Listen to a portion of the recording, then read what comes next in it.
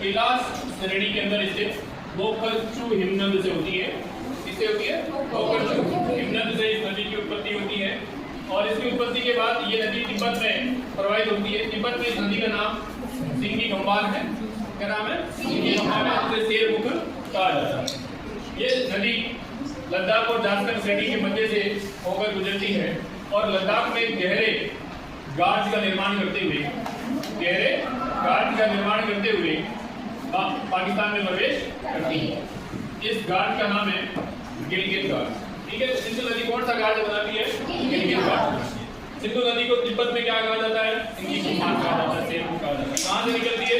वो करके इन दो श्रेणियों के मध्य से होकर गुजरती है लद्दाख और ये नदी भारत से पाकिस्तान में चिल्लस के पास दर्जिस्तान नामक स्थान से प्रवेश करती है। तो पाकिस्तान में किस स्थान पर ये प्रवेश करती है? तो चिल्लस के पास दर्जिस्तान है, जहां से ये पाकिस्तान में प्रवेश करती है। पाकिस्तान में प्रवेश करने के बाद उसके दाएं तरफ से एक सहायक नदी आकर मिलती है, जिसका नाम है काबुल।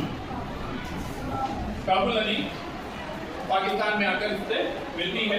इसके अलावा सुलेमान श्रेणी से और भी नदियां निकलती हैं जो इसकी प्रमुख सहायक नदियां हैं। इसमें खुर्रम,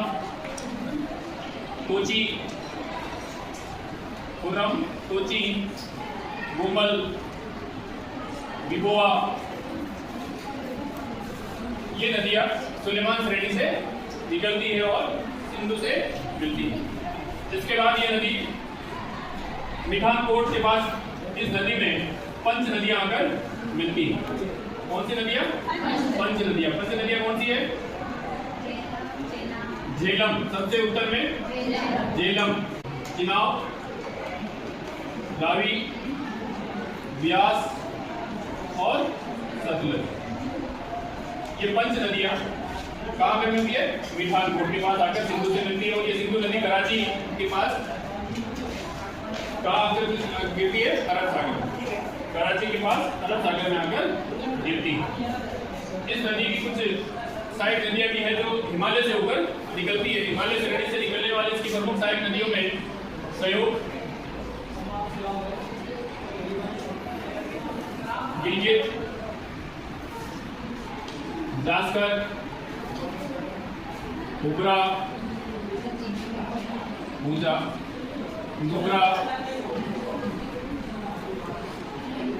गास्टिंग और ड्रास। ये हिमालय से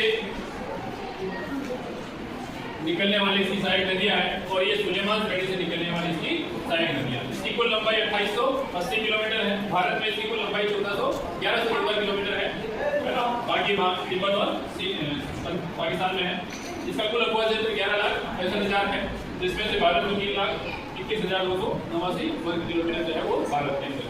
ठीक है।